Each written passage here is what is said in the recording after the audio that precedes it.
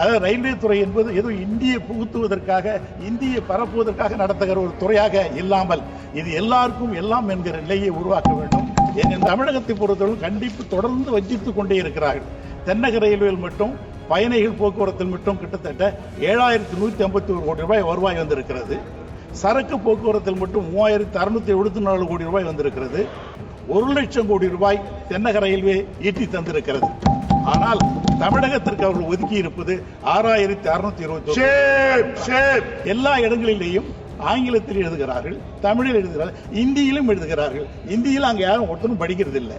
ரயில்வேல போனோம்னா ரயில்ல ஒரு கூட பாத்தீங்கன்னா அந்தந்த மாநிலத்தில் இருக்கிற மாநில மொழி இருக்கணும் இல்லையா, யாருக்குமே தெரியுது இல்ல. ஆட்சி செய்கிற ஆற்றல் படைத்தவர்கள் சிவம் போன்றவர்கள் எல்லாம் இப்படி பல்வேறு வகையான தலைவர்கள் எல்லாம் இருமொழி கொள்கைகளை மட்டுமே வைத்திருக்கிறார். இந்த ரயில்வே துறை என்பது ஏதோ இந்தியை புகுத்துவதற்கு வலிந்து வலிந்து எழுதுகிறீர்கள். தங்கம், வைரம், வெள்ளி தள்ளுபடி திருவிழா. தங்க நகைகள் சேதாரம் 1% குறைவு, வைர நகைகள் கேரட்டுக்கு 5000 குறைவு. உங்க லலிதால விலையை கம்பேர் பண்ணுங்க, எங்க கம்மியோ அங்க வாங்குங்க.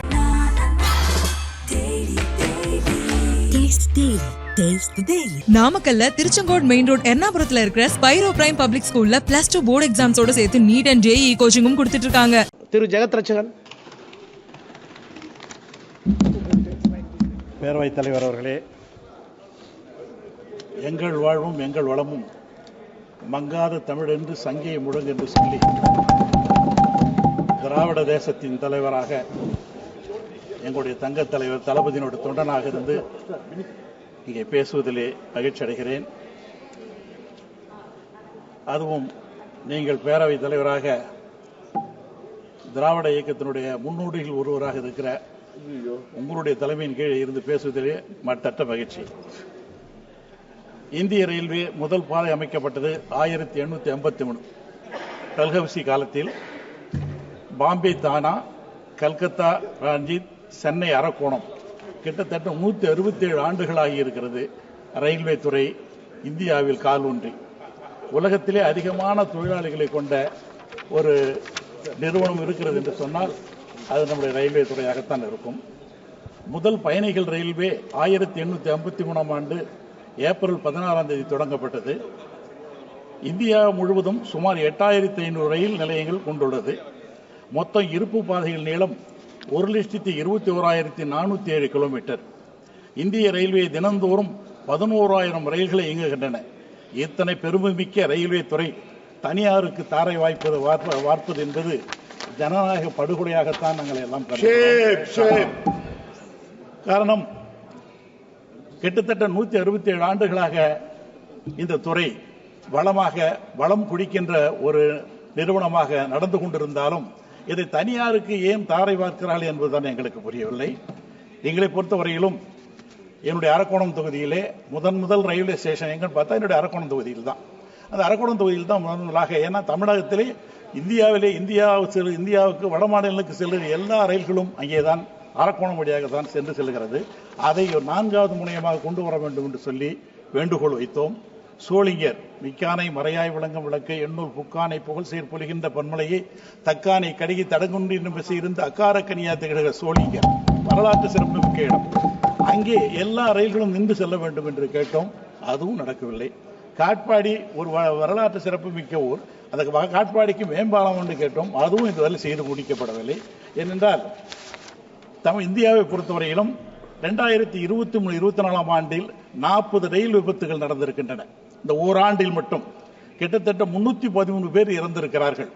முந்தைய 10 ஆண்டுகளில் மட்டும் கிட்டத்தட்ட 638 ரயில் விபத்துகள், 748 பேர் இறந்திருக்கிறார்கள். இந்த உயிரிழப்பிற்கு விபத்துகளுக்கும் உயிரிழப்பு தொடர்ந்து அதிகரித்து வருவதை புள்ளி விவரங்கள் தெரிவிக்கின்றன. இதை கவனத்தில் கொண்டு மத்திய அரசு தீவிரமாக நடவடிக்கை வேண்டும் என்று கேட்டுக்கொள்கிறேன். அதே போன்ற ஒன்றிய அரசு சென்னை சென்ட்ரல் புறநகர் தாம்பரம் ரயில் நிலையத்திலிருந்து இயக்கப்படும் 2 மணி நேரத்துக்கு அதிகமான பயணம் தொடர் வண்டிகள் நடைபெறுகின்றன. ஆனால் கழிப்பறை வசதிகள் கொஞ்சம் கூட எதிலுமே கிடையாது.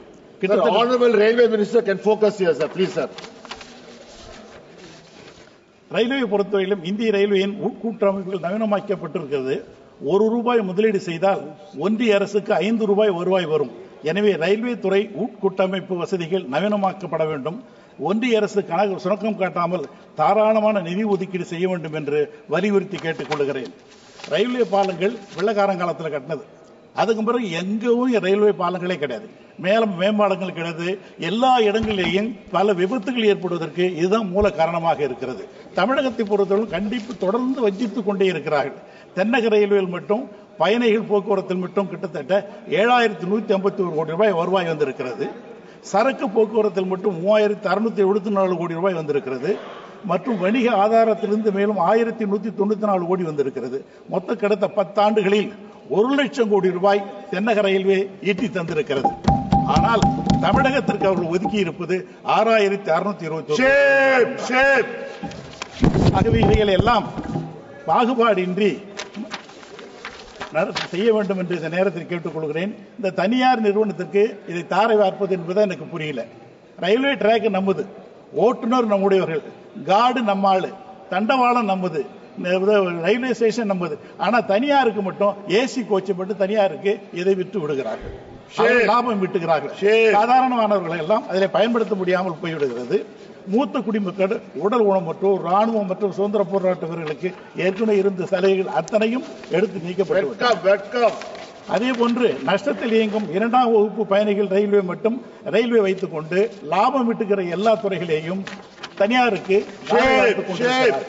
அது மட்டும் இல்ல, இந்த ரயில்வே துறை என்பது ஏதோ இந்தியை புகுத்துவதற்காக நடத்துகிற ஒரு துறையை போல் தெரிகிறது. தமிழகத்தை பொறுத்தவரையிலும் எல்லா இடங்களிலேயும் ஆங்கிலத்தில் எழுதுகிறார்கள், தமிழில் எழுதுகிறார்கள், இந்தியிலும் எழுதுகிறார்கள். இந்தியில் அங்க யாரும் ஒருத்தரும் படிக்கிறது இல்லை. ரயில்வேல போனோம்னா ரயில்ல ஒரு கூட பாத்தீங்கன்னா அந்தந்த மாநிலத்தில் இருக்கிற மாநில மொழி இருக்கணும் இல்லையா, யாருக்குமே தெரியுது இல்ல.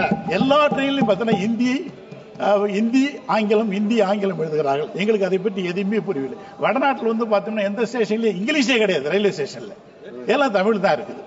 அதே மாதிரி தமிழ்நாட்டில் வந்து அங்க கார்டு போடுறாங்க, அங்க ஸ்டேஷன் மாஸ்டர் எல்லாமே வடநாட்டில இருந்து வருகிறோம். ஒருத்தனும் கூட அங்க இங்கிலீஷும் தெரிய மாட்டேன், தமிழ் தெரிய மாட்டேன்.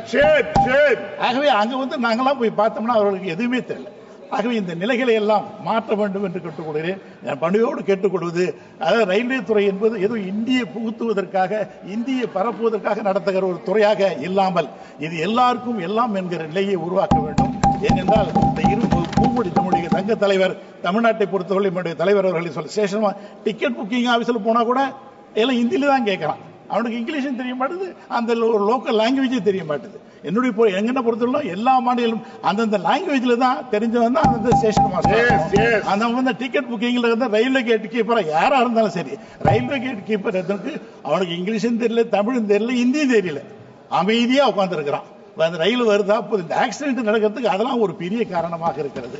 ஆகவே இந்த மொழியை, இந்தி மொழியை பரப்பதற்காக இது இருக்கக்கூடாது. ஏனென்றால் எங்களுடைய தலைவர் அவர்கள் அழகாக சொன்னார்கள், இருமொழி கொள்கை தான் வேண்டும் என்று சொன்னார்கள். இந்த இருமொழி கொள்கையில படித்தவன் தான் கூகுளுடைய தலைவர் சுந்தர் பிச்சை, இங்கிலீஷும் தமிழும் தெரிஞ்சவன். அதே மாதிரி Venkata Ramakrishnan structural biochemistry Nobel ஆரேட்டர், அவனுக்கு ஹிந்தி தெரியாது, அவனுக்கு தெரிந்ததெல்லாம் தமிழ் தெரிந்தது, ஆங்கிலம் தெரிந்தது. P S. Veeraraghavan special scientist, rocket engineer, அவருக்கு ஆங்கிலமும் தமிழும் மட்டுமே தெரிந்தது. இந்த நம்பி நாராயணன் ஏரோஸ்பேஸ் சயின்டிஸ்ட், அவருக்கு வெறும் தமிழ் தான் தெரியும், இங்கிலீஷ் தான் தெரிஞ்சது, இருமொழி மட்டும் தான் தெரியும். Mylswamy Annadurai moon man of India project, அவனுக்கு தமிழ் தான் தெரிஞ்சது. ஸ்கூல்ல சாதாரண ஸ்கூல்ல படிச்சவன், இருமொழியை தெரிந்தவன். இருமொழியை தெரிந்தவன் தான் விண்ணையை அளந்து கொண்டிருக்கிறான், அவனால் தான் முடிந்தது. அதே போன்றுதான் அப்துல் கலாம், நான் சொல்லவே வேண்டாம். அப்துல் கலாம் ஒரு ஜனாதிபதியா இருந்தவர், எப்படிப்பட்ட எவ்வளவு பெரிய ஏரோஸ்பேஸ் சயின்டிஸ்ட்.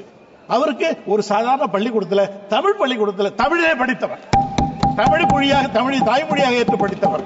அதே போல முத்துவேல் எங்கூர்காரன், தமிழ் போர்டு ஸ்கூல்ல, கவர்மெண்ட் ஸ்கூல்ல தமிழ படிச்சவர். தமிழை படித்து தமிழும் ஆங்கிலம் தெரிந்தால் உலகத்தையே விண்ணையே ஆட்சி செய்கிற ஆற்றல் படைத்தவர்களை சிவம் போன்றவர்கள் எல்லாம் இப்படி பல்வேறு வகையான பல்வேறு வகையான தலைவர்கள் எல்லாம் இருமொழி கொள்கைகளை மட்டுமே வைத்திருக்கிறார். இந்த ரயில்வே துறை என்பது ஏதோ இந்தியை புகுத்துவதற்கு வலிந்து எழுதுகிறீர்கள், வடமொழியில வலிந்து எழுதுகிறீர்கள். இந்தியில பார்த்தா எங்களுக்கு ஒண்ணுமே தெரியல, தமிழ்நாட்டில் கொண்டாந்து அதை பூரா எழுதுறீங்க. தென்னாட்டில் வந்து எல்லா இடங்கள்லையும் வந்து இந்த இந்தியில் எழுதுறப்போ எங்களுக்கே புரியவில்லை. ஆகவே அந்தந்த மாநிலங்களில் அந்தந்த மாநிலத்தோட மொழி தான் முக்கியத்துவமாக இருக்க வேண்டும். என்பதை விட்டு சொல்லி விடைபெறுகிறேன். நன்றி, வணக்கம்.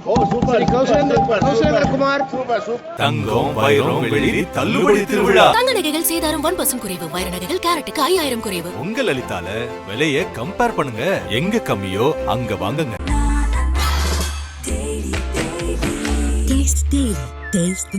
நாமக்கல்ல திருச்செங்கோடு மெயின் ரோட் எர்ணாபுரத்துல இருக்கிற ஸ்பைரோ பிரைம் பப்ளிக் ஸ்கூல்ல +2 போர்டு எக்ஸாம்ஸோட சேர்த்து நீட் அண்ட் JEE கோச்சிங்கும் கொடுத்துட்டு இருக்காங்க.